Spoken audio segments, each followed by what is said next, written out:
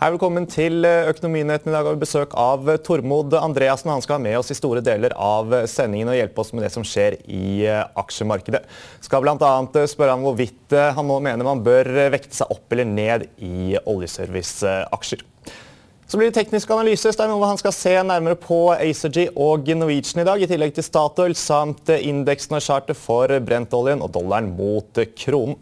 Det blir litt senere i sendingen. Aller først til utviklingen i aksjemarkedet og på Oslo Børs. Hvordan er stemningen på aksjemarkedet i dag, Stenno? Ja, det driver og hentes inn igjen da, så det er vel nesten i null snart kanskje.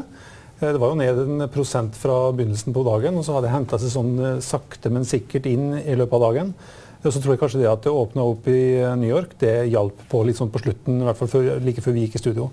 Men det er jo ikke noe sånn spesielt bra det som skjer. Hvis du ser på OBX-aksjene, altså de 25 mest omsatte, så er jo 17 av de 25 er ned. Og vi har jo en aksje som vi har snakket ganske mye om de siste årene. RSC, som er i ny all-time low. Eller i hvert fall, den er under 15 kroner igjen. Og vi husker jo den aksjen, hvis vi ser tilbake til november 2007, så var jo selskapet verdt 150 milliarder kroner. Nå er det verdt 15. Den gangen så var selskapet altså det tredje mest verdifulle på Oslo Børs. Nå vet jeg ikke, nå er det langt nedi der et eller annet sted. Så det er ganske dramatisk. Og hvis du bare ser på hittil i år, vet du hvor mye aksjen har falt hittil i år, RSC, altså fra nyttår? Jeg regner med at du vet det. 60%.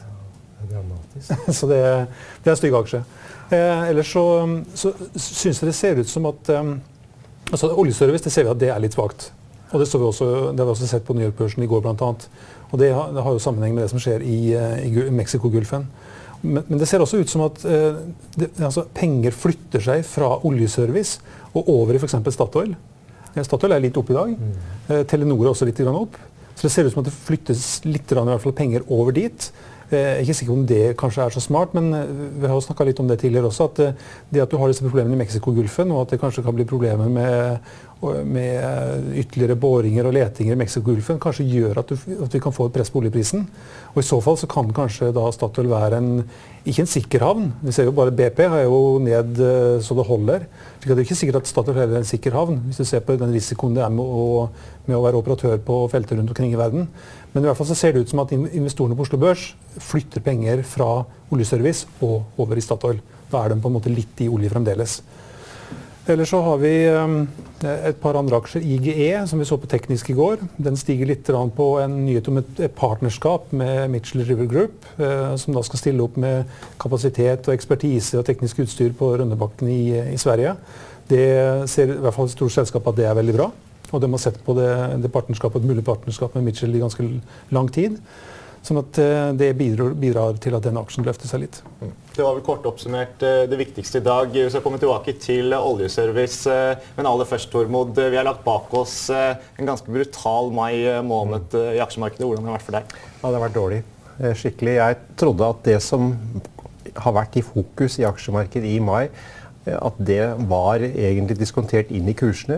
Det er jo ikke noe nytt som har kommet i mai. Gjeldsproblemene og underskuddet for PIGS-landene var jo kjent for et år siden.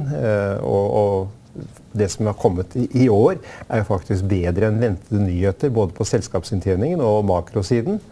Og at da disse tingene som burde vært kjent, at det kommer til overflaten og styrer aksjemarkedet ned, ja, det er som om halen vifter med hunden. Men det er vel ikke så veldig rart, altså når vi ser streiker i Hellas, demonstrasjoner og så videre, at det gjør at det går opp for investorene, hva som skjer.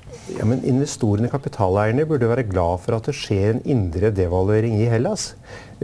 Som du hadde på Finansavisen forsiden på mandag, så stod jo den enorme utviklingen du hadde på Russlandsfondene siden vi hadde defaulten i Russland. Det er jo 1000% opp. Kanskje det beste tipset i dag det er å kjøpe spanske og greske industriaksjer. Fordi det du har vært gjennom, eller er igjennom i Spania og i Hellas, det er jo både en indre devaluering, altså ned med kostnadsnivået internt i disse landene. I tillegg så har du hatt en formidabel devaluering av euroen. I gamle dager så snakket vi om store devalueringer, det var 10%, normale devalueringer var 5%. Hva devalueringen av euro nå mot dollar for eksempel? Den jo formidabel. Og i tillegg får også en indre devaluering. Noe av problemet med gamle dagers devaluering var at du fikk en kostnadsvekst som ødela en god del av effekten av devalueringen. Nå får du det motsatte. Så hvis det noe som man burde tenke på, litt sånn å kjøpe i dag, så det vel da i tillegg til Rioja-vinprodusenter, så kan det være også industrivareleverandører i Spania og pigslandene. Men kostnadsvekst, nå kom det jo inflasjonstall, eller i hvert fall produsentpristall i dag, som gir indikasjon på at det kanskje kan være et eller annet som skjer, og det vel litt på grunn av at euroen faller såpass kraftig mot andre valutaer. Ja, det klart, altså de får nok noe høyere inflasjon, men når vi da snakker om at det blir lønnsnedslag, det jo dramatisk. Det jo i Irland så har vi snakket om 25% nedslag i lønninger for offentlig ansatte. Altså, det dramatiske endringer som skjer i disse landene. Og husk på en ting til. Det var ikke tyskerne som kunne si til å sette seg inn på kontorer i Hellas og si at nå må dere stramme inn. Det måtte jo folk fra IMF til for å gjøre det. For at Hellas jo satt under administrasjon. Og vi har jo ikke fått altså en militærjunta på plass der nå. Det har man jo fått tidligere, slik at de aksepterer jo dette på en annen måte enn tidligere. Altså, husk på de landene som har blitt satt under administrasjon av IMF. De har gjort det veldig bra. Tenk på Korea for eksempel. De ble også satt under administrasjon under den såkalte Asia-krisen. Sør-Korea. Sør-Korea, ja. Husker dere hva IMF ble kalt i Sør-Korea den gangen? Nei. IMF, I'm fired. Poenget med det som skjer nå i Hellas, Spania og det hele, det å få overført ressurser fra uproduktive næringer til produktive, til lønnsomme, til eksportindustrien for å få rettet på dette. Det vekst som tema. Ikke hvor mye de kutter i offentlige budsjetter. Det vekst som tema. Får de til vekst på dette?